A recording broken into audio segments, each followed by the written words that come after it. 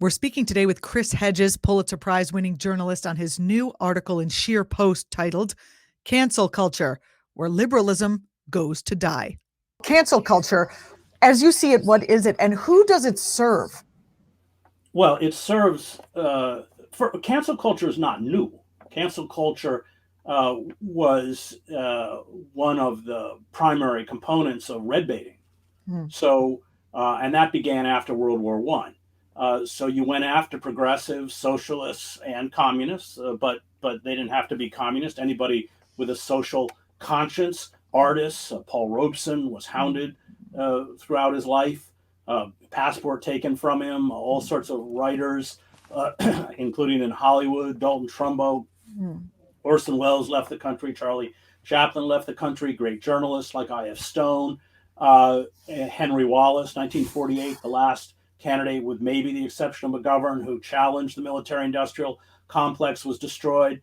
So it was a very effective way. And then you had the rise of this so-called Cold War liberal. So you had people like Sidney Hook and others who essentially outed other liberals. I mean, the liberal class disemboweled itself. Again, that my book, Death of the Liberal Class, kind of goes into detail about that. So cancel culture isn't new. Cancel culture is a very effective way to demonize other people and shut down voices. What happens in a society that doesn't work, like ours, is that you have a segment of the society that essentially seeks their moral purity, their moral self-justification, by shutting down voices that they considered, to be politically incorrect, or they don't use the proper politesse, or they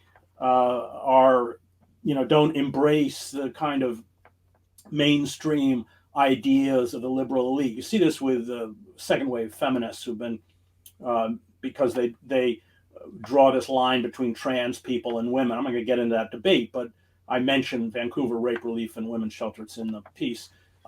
They have been victims of cancel culture. You see that was actually, to pause there, that was a shocking part of the piece, that the cancel culture basically destroyed this place, so that women who had been abused didn't have a safe place to go. The people who are canceling don't think about the outcome of the oppressed that they are further oppressing. Right, because it's a boutique kind of activism. So you saw Don McNeil at the New York Times, who I know and work with.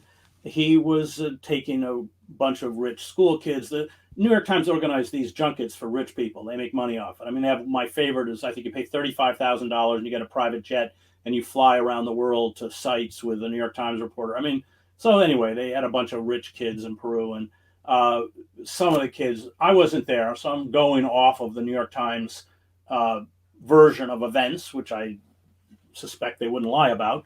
And some of the kids asked about an incident, a racial incident where somebody had used the N-word. And Don responded to that question by using the N-word, which as a white man, he should not have done. But that's not a reason to fire him. And Dean Baquet, who's African-American, investigated and reprimanded him, and that was it. But then you had 150 staff members of the New York Times write a letter to management.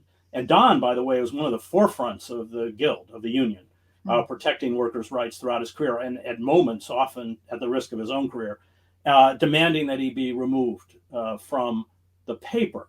So the people that he defended demanded that he be removed from the paper. That happens to everybody.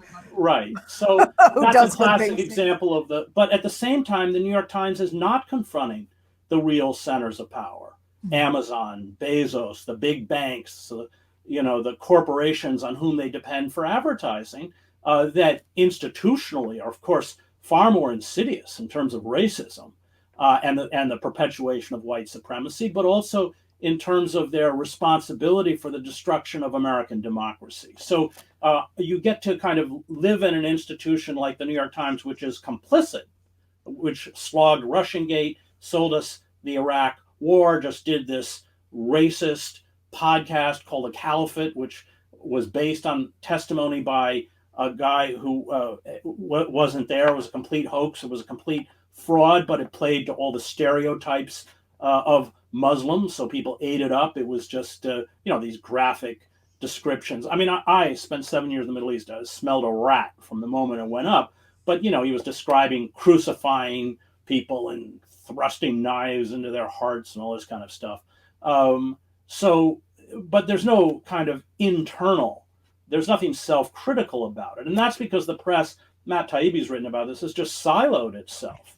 And the Pew Center for Research did polls where I think it's 91% of the readers of the New York Times self-identify as members of the Democratic Party. That's 94% for MSNBC, 87% for NPR, and the inverse is true for Fox. I think it's 95% identify as the Republican. But then you're feeding people's prejudices and proclivities and opinions back to them in constantly more hyped and exaggerated forms, and that essentially are creating a divide by which the country can no longer communicate because there's no common language. There's no common definition of reality. I mean, this is why the Truth and Reconciliation Commission in South Africa was so important, because it established a reality. I mean, they gave the white torturers and killers of the apartheid regime immunity to testify, but there was a brilliance in that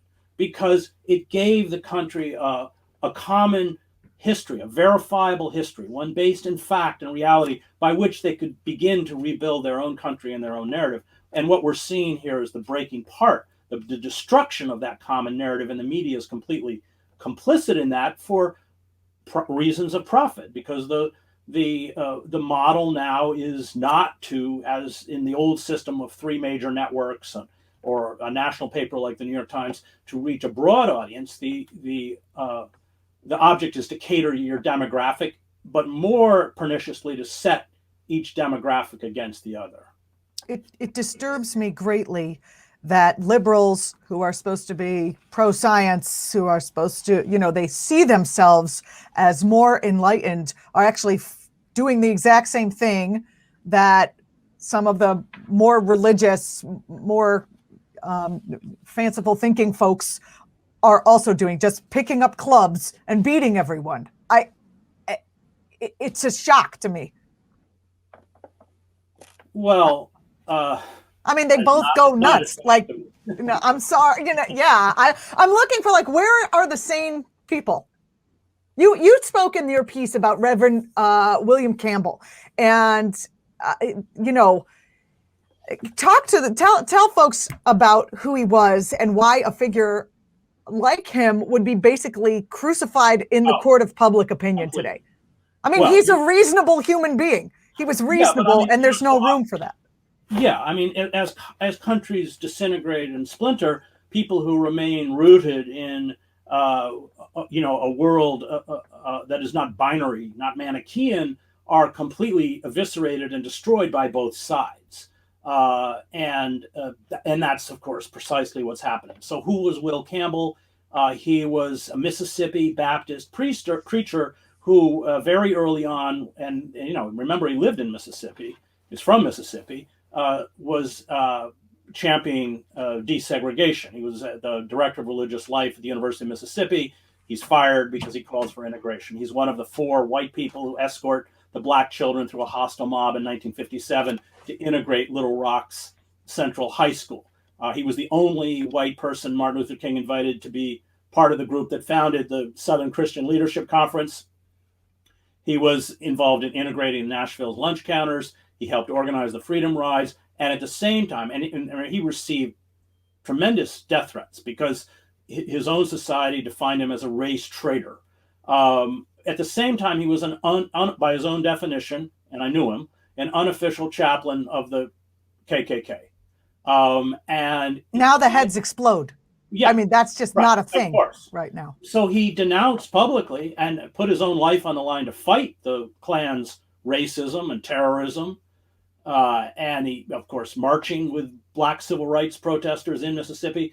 But he said, we can't cancel white racists out of our lives. We can't demonize them as less than human. And that while this form of racism is evil, of course, it's not as evil or as insidious as a capitalist system that perpetuates the economic misery and instability that pushes people into extreme acts of violence or extremist groups. As John Lewis wrote the introduction to the new edition of the book, Brother to a Dragonfly, which was a very important book for me when I read as a seminarian. It's also beautifully written. He was quite a talented writer. And as Lewis said, that Wallace reminded them that the same social forces that created the Klan had created the Student Nonviolent Coordinating Committee, and that nothing would happen in terms of real social change. There would be no real healing or equity unless there was liberation for all. And what's interesting, and Jimmy Carter also wrote the introduction and talked about how Campbell had worked to tear down the walls that separated white and black Southerners. This is exactly what Fred Hampton, the great Black Panther leader, was doing in Chicago. He was building a coalition with poor whites in Chicago and Hispanics. And that, for that reason, of course, the FBI burst into his house after drugging him and assassinated him. That becomes extremely dangerous to the power structure of the state. And I myself, much of my mother's family comes out of rural Maine. They are suffering economically tremendously. That is sometimes expressed in ways that I find repugnant. But writing these people off is very dangerous. And I think that everyone should look at the Washington Post article where they got the court records for 125 defendants who were charged with taking part in the Capitol assault, and found that 60% of those facing charges reported signs of serious money problems, including bankruptcies, evictions, foreclosures, inability to pay debts, unpaid taxes, etc. And if we don't address that root cause, that dislocation, those rupturing of social bonds, then this extremism will only expand and become even more violent. I mean, I really worry about, and I hope I'm wrong, but I saw a very similar process when I covered the war in Yugoslavia. I really worry about political assassinations. And we've had several close calls already. Well, that was the point of the January 6th. I don't know if that was the point. They weren't armed. Or if they were armed, they never pulled out weapons. I'm not. I don't want the rhetoric to be too overheated. It wasn't an insurrection. These people didn't know where anything was. They didn't know where the sun. They didn't plan to assault the building. Trump never. I'm not defending Trump but he didn't call for them to break into the Capitol. I think they were probably surprised.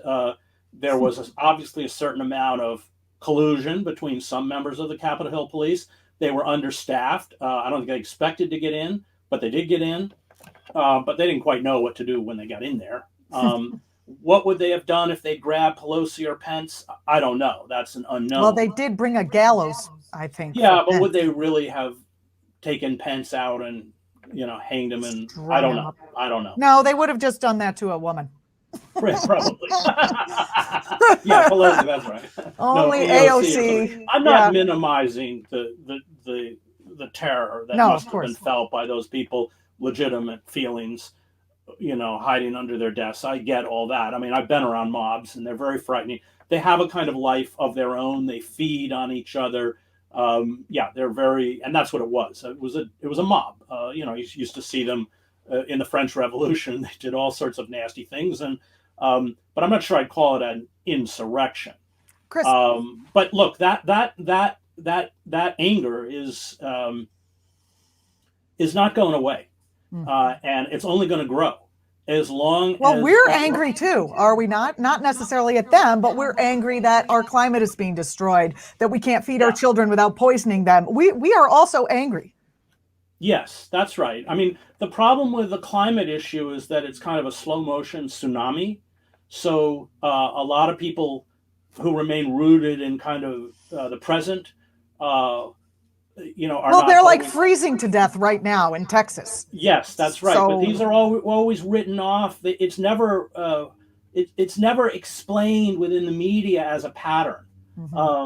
you know, It's a freak weather event. right, it's a freak weather event, or look at all those fires in California, or, you know, this kind of stuff. And public TV and radio should at least uh, be free of commercial power, corporate power, the fossil fuel industry to do it.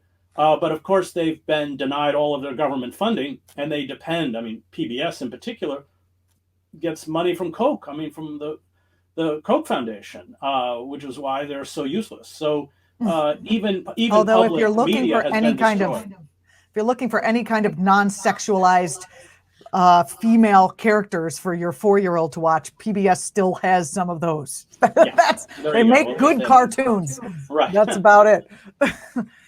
Chris, from a sort of a spiritual perspective, liberals who are upset about, you know, and they're doing the online canceling of people, and they're upset, and they feel they have this moral high ground to be upset. What is it that is driving them to not realize or be unaware that they're serving the system that oppresses those they ostensibly seek to protect? Is it self-righteousness? Is it ego? What is... They want to feel like they're doing something good while they still work for oppressive corporations. What is it? It's self-righteousness. It's a kind of arrogance, looking down on the uneducated classes, what Hillary Clinton called the deplorables. But they yell at us. I mean, you are not clearly from the uneducated masses, and neither am I. We both wound up getting, educations, and they still want to crucify us, even though kind of the heart are in the right place. Calling them out for who they are. Yeah. I mean, it's not going to be a popular video on my platform. That engenders a lot of anger, because they are positing themselves as the moral arbiters of the society. And so if you challenge that, you're puncturing their very carefully cultivated self-image, self-presentation. That's why. Well, more to discuss on that.